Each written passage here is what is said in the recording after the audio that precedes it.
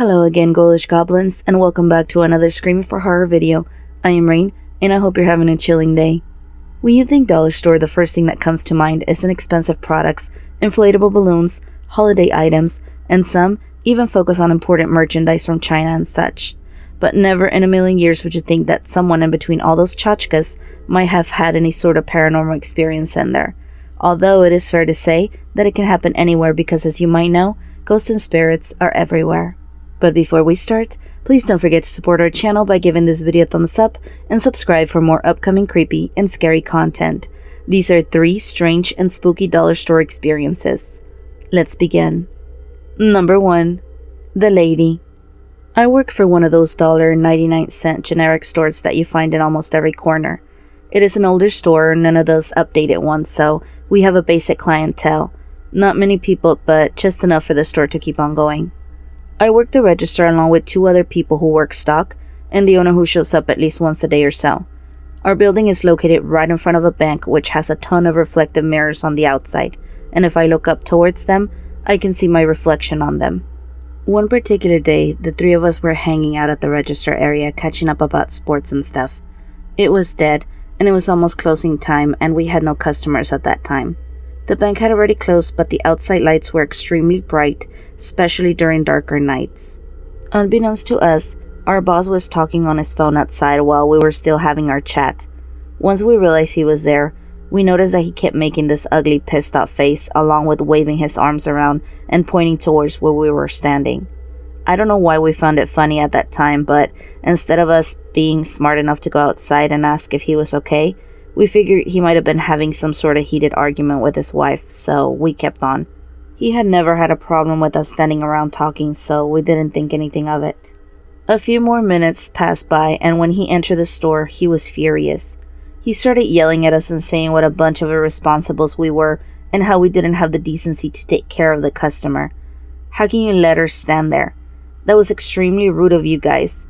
Puzzled, we all looked at each other and asked what he was talking about, but he ignored us and started walking towards the aisles, and then he proceeded to talk out loud while going through each one of them. "Ma'am, I'm extremely sorry about what just happened. Please let me take care of you so I may offer you a discount," he said. He kept on looking for the so-called woman while we stood there gazing at him, wondering what was going on or who was he talking to. When the woman in question never made it out to the front, he headed back to the register and told us she was probably gone and how it was all of our faults. "What are you talking about, boss?" we asked. "What woman?" "The woman all 3 of you ignored that was waiting at the register when I was on the phone outside." Again, we looked at each other since there hadn't been anyone in the store since the last hour or so. "No one has been here but us, sir. I saw her standing by the register through the bank mirrors." As soon as he mentioned that, all of us turned towards the bank, and wouldn't you know it, there she was. An older woman in a long black dress standing at the end of the last aisle this time. We all turned back inside the store, and there was nothing. I looked down at the security camera, and still, nothing. We looked up one more time since we were only able to see her through the bank's reflection, but she kept on floating, passing through the rest of the back aisles, making her way towards the left side of the wall until she went through it. And then she disappeared. We stood there silently, freaking out on the inside without being able to mumble a single word. My boss said to lock it up and call it a night. The following day, I couldn't take the image out of my head, and I quit. But as I was leaving, I realized something I never really paid attention to before. The sign on the door of the locale next door read, "7th Gate, Occult Shop." Number 2. The Couple. I was homeless for a while a few years back. Living out of my car, I would often change parking spots trying to avoid shady areas or cops, etc. But one of my favorite spots to park was in a particular dollar store. The manager was okay with me parking there since she and I had talked about my situation and was sympathetic about it. Sometimes she would even be amazing enough to bring me some food that she would get with her discount. Since I had her permission to park, I would do so in the back area to avoid customers in the front, but not where I was blocking any sort of store access either. She did advise me about some strange noises people had reported coming from inside the store, but told me not to worry about it, and I just ignored it.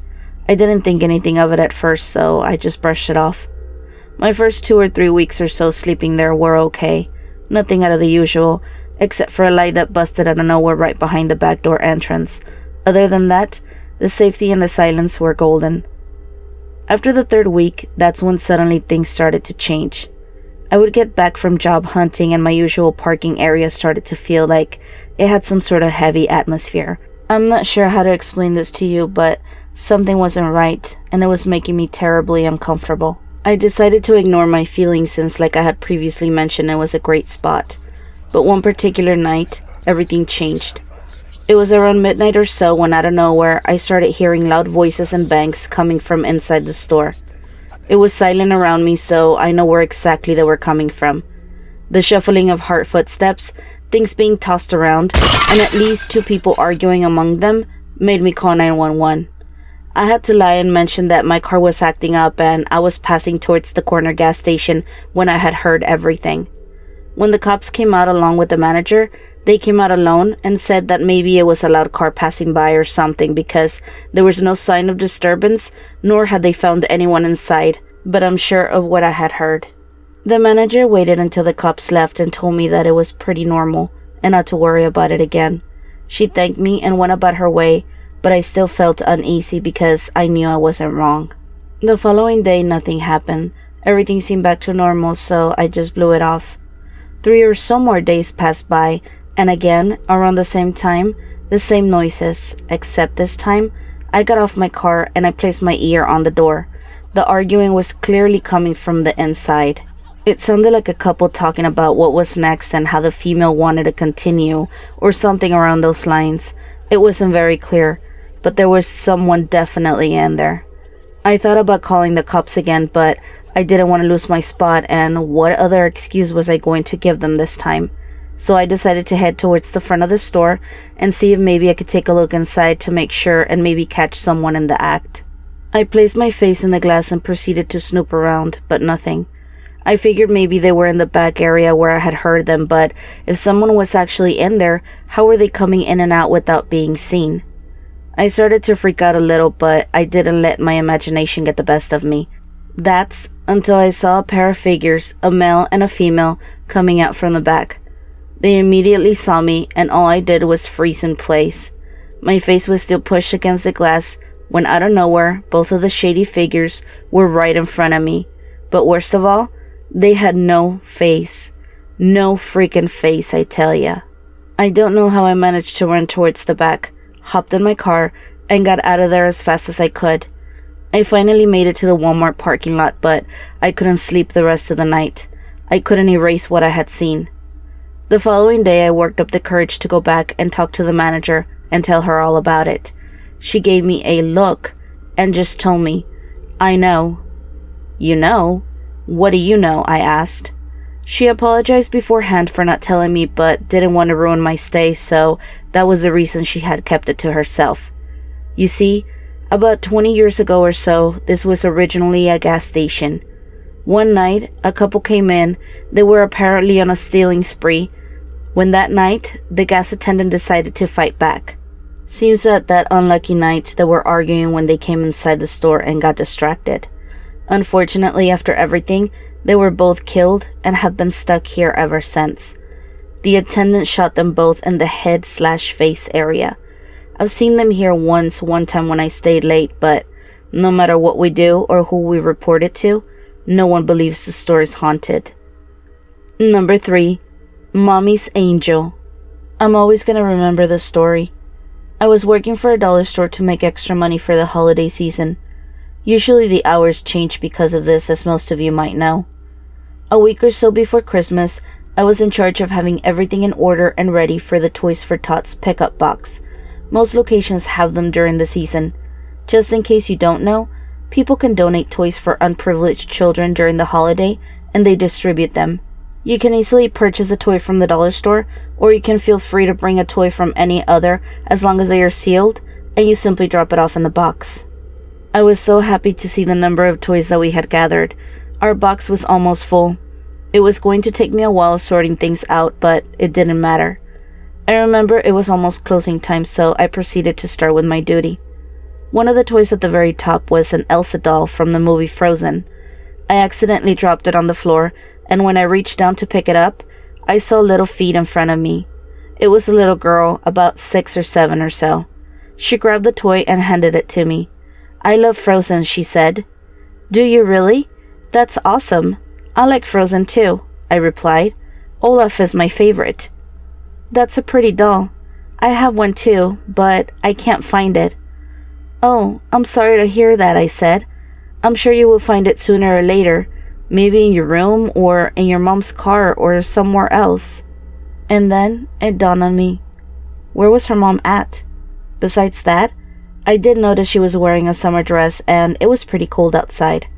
When I turned around to ask about her mom, she was gone in a blink of an eye. I started walking down the aisles and I didn't see anyone until I reached the back of the store. I proceeded to tell the woman that the store was closing soon, and I told her that her daughter was in the front area by the box. She gave me a confused look and said to me, "Daughter? What daughter? I'm here by myself." There was no way she had left the store because I had already locked it since I wasn't allowing anyone else in, only out. "Ma'am, there's a girl in the front area wearing a summer dress talking to me about Frozen. Are you sure she's not with you?" When I said that, she started to cry inconsolably. "Are you okay, ma'am?" A minute or so after she was able to speak, she told me that it was her daughter. A daughter who had passed away that same summer. "Excuse me?" A cold chill ran down my spine. "I see her around from time to time," she said.